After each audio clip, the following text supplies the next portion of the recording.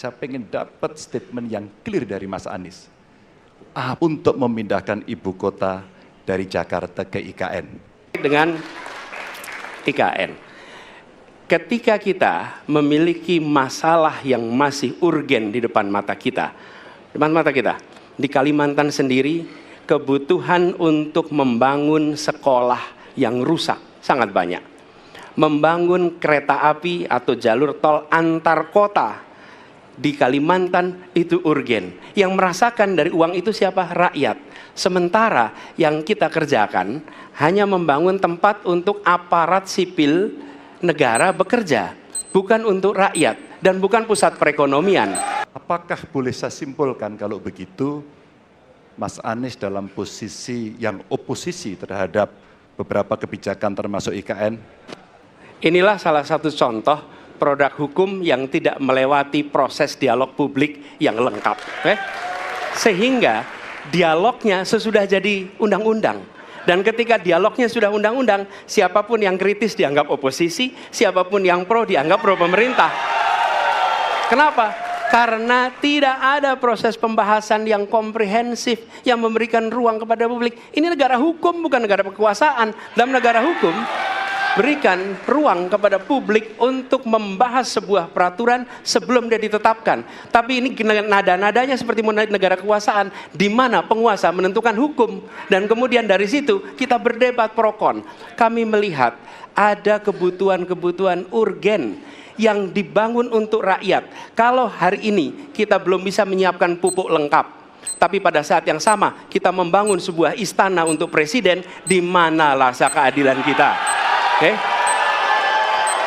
Di sini rakyat melihat bahwa Ganjar Pranowo masih tetap berada di dalam rezim sekarang.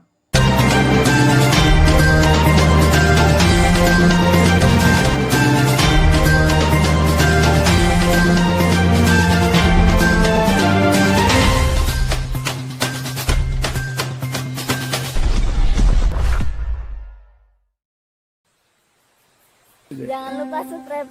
Jangan lupa subscribe. Assalamualaikum warahmatullahi wabarakatuh. Kita kembali berjumpa.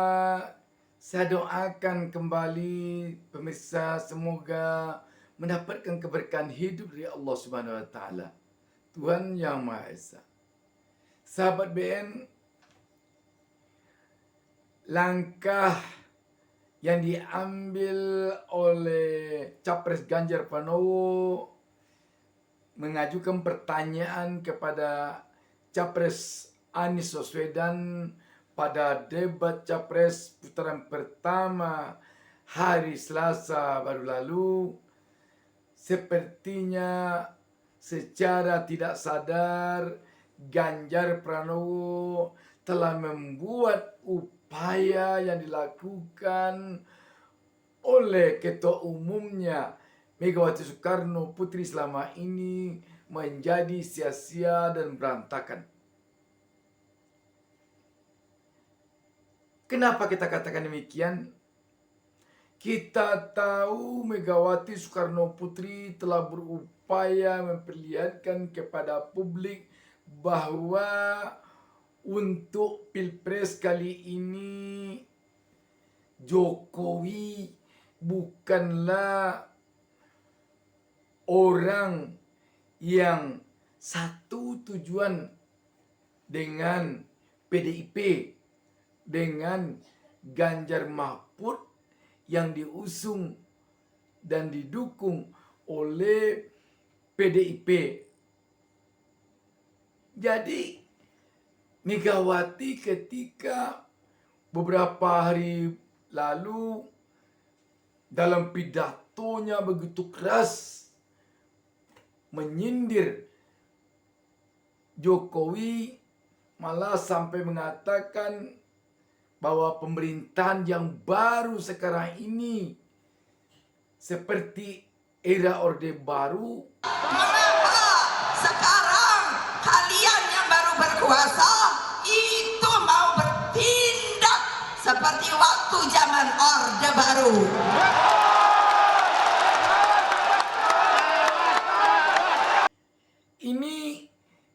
menimbulkan image di tengah-tengah publik, di tengah-tengah masyarakat bahwa sekarang ini PDIP, bahwa sekarang ini Ganjar Mahfud tidak sejalan dengan rezim yang ada sekarang. Dan malah beberapa hari setelah Megawati berpidato dengan sangat keras itu, Ganjar Pranowo malah memberikan angka 5 dan prestasi yang anjlok kepada pemerintahan Jokowi dari sisi penegakan hukum. Keras sekali ini, tentu itu. Tetapi dengan diajukannya pertanyaan kepada Anies Baswedan tentang IKN, dan Anies menjawab dengan elegan, sehingga Ganjar terpancing mengatakan Anies oposisi karena tidak gemblang menyatakan akan melanjutkan IKN dalam kondisi yang saat ini dana APBN cukup banyak gunanya untuk kepentingan banyak. Ya, dan selanjutnya kita akan berikan kesempatan calon presiden nomor urut 3 untuk bertanya kepada calon presiden nomor urut 1. Dan waktu Bapak 1 menit dimulai dari sekarang. Mas Anies pernah menjadi gubernur ibu kota. Dan hari ini menjadi isu publik, saya barusan dari IKN. Mas Anies, dengan berbagai kondisi yang ada di Jakarta, traffic jam, orang bermigrasi, bagaimana polusi yang terjadi. Saya ingin dapat statement yang clear dari Mas Anies. Apa pendapat Mas Anies ketika kemudian Indonesia sentris itu ingin dibangun, mimpi besar anak bangsa sejak presiden sebelumnya ingin dibangun untuk memindahkan ibu kota dari Jakarta ke IKN. Silakan. Baik, waktunya masih ada, Bapak? Cukup. Cukup, baik. Terima kasih. Kemudian kami silakan calon presiden nomor urut 1 untuk memberikan jawaban selama 2 menit, dimulai dari sekarang. Kalau ada masalah jangan ditinggalkan, diselesaikan. Itu filosofi nomor 1.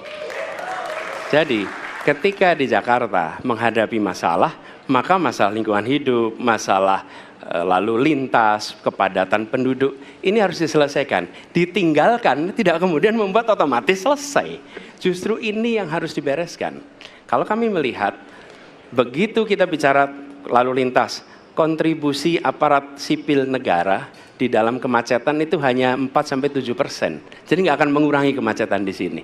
Yang kedua, soal lingkungan hidup. Kalau yang pindah itu pemerintah, bisnis, keluarga masih tetap di sini, masih tetap ada masalah. Karena itu kami berpandangan masalah yang di Jakarta harus diselesaikan dengan transportasi umum yang dibangun.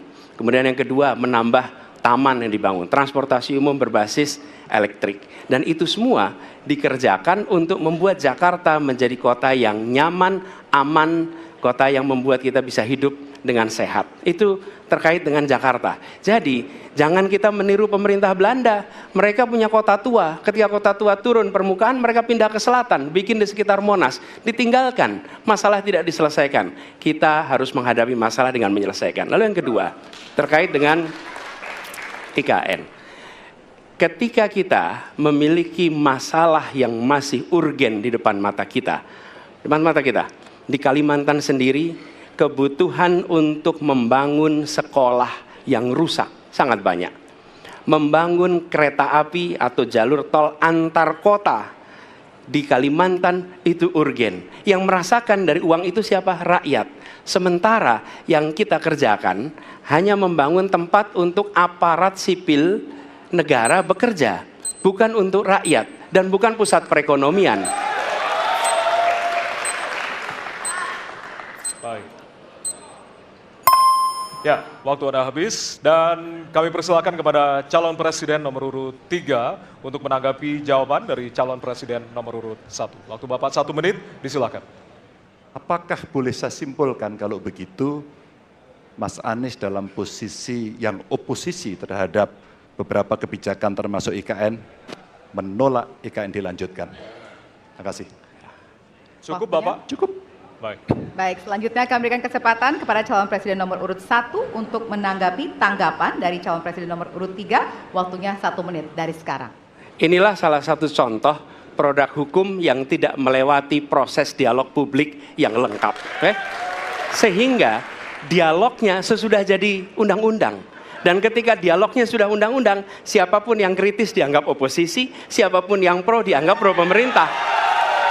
Kenapa? Karena tidak ada proses pembahasan yang komprehensif yang memberikan ruang kepada publik. Ini negara hukum, bukan negara kekuasaan. Dalam negara hukum, berikan ruang kepada publik untuk membahas sebuah peraturan sebelum dia ditetapkan. Tapi ini nada-nadanya seperti negara kekuasaan, di mana penguasa menentukan hukum. Dan kemudian dari situ kita berdebat pro kon. Kami melihat ada kebutuhan-kebutuhan urgen yang dibangun untuk rakyat. Kalau hari ini kita belum bisa menyiapkan pupuk lengkap, tapi pada saat yang sama kita membangun sebuah istana untuk presiden, di mana rasa keadilan kita? Di sini rakyat melihat bahwa Ganjar Pranowo masih tetap berada di dalam rezim sekarang. Kalau demikian apa dampaknya? Dampaknya kepada Ganjar Mahfud, rakyat pemilih yang tidak lagi sejalan dengan rezim sekarang, dia tidak akan memilih Ganjar Mahfud. Karena Ganjar Mahfud diam-diam rupanya tetap berada dalam rezim sekarang ini. Bagaimana dengan suara pemilih yang sekarang tetap setuju dengan rezim? Sudah diambil suaranya itu oleh Prabowo Gibran. Sini rumitnya Ganjar Mahfud jadinya. Kita melihat suara yang ada di Jawa Tengah saja sekarang ini telah berserakan ketika serangan Gibran beberapa hari lalu muncul di Jawa Tengah. Jadi memang permainan politik ini tak jauh beda dengan permainan catur. Jika sedikit saja salah menggeser, bahayanya bukan main. Dan sama juga dengan permainan tinju di atas ring. Sedikit saja lalai, sedikit saja salah langkah, fatal akibatnya. Sahabat BN, di sini Anies Baswedan dengan jelas mengatakan bahwa dia lebih mementingkan kepentingan rakyat dibandingkan dengan kepentingan gedung-gedung mewah, istana yang indah, kantor-kantor yang bagus untuk kerjanya aparatur pemerintah. Tampaknya bagi Anies, tidak apa-apa aparatur pemerintah ini bekerja pada tempat yang mungkin saja bisa dikatakan kurang layak, asalkan rakyatnya hidup layak. Tidak seperti sekarang, pemerintahnya pakai mobil mewah, gajinya besar-besar, kekayaannya baru saja menjadi menteri sudah berlipat-lipat. Tetapi di sisi lain, rakyat sekarang ini dihadapkan kepada biaya hidup yang sulit mereka atasi. Pertama, karena harga kebutuhan pokok yang selalu melonjak. Lihat di pasar sekarang harga beras. Lihat sekarang ini. Meraung-raung kaum ibu sekarang ini melihat tingginya harga beras. Ini melihat tingginya harga cabai. Melihat tingginya lonjakan harga bawang dan harga kebutuhan lainnya. Ini yang dirasakan oleh Anies, sehingga Anies bukannya tidak akan membangun IKN, tetapi dia prioritaskan terlebih dahulu membangun kepentingan rakyat, terutama kepentingan perutnya. Harga-harga kebutuhan pokok ini distabilkan dulu. Setelah itu, puskesmas, sekolah-sekolah harus dibangun lebih banyak lagi. bantuan-bantuan kepada masyarakat harus diperbanyak lagi. Anies Caimin sudah merencanakan bantuan desa nanti jika mereka berdua yang memimpin manusia ini, bantuan desanya bukan sebanyak sekarang, 5 miliar per desa nanti lagi. Dan itu akan diawasi secara ketat sehingga dana itu benar-benar tepat sasaran kepada pembangunan desa. Ganjar Pranowo kelihatannya memang kalau ibaratkan main bola, golnya gol bunuh diri itu. Dia yang bertanya, Anies menjawab, dia lempar lagi, dia menanyakan, berarti Anies oposisi, dikembalikan oleh Anies. Demikian, wassalamualaikum warahmatullahi wabarakatuh.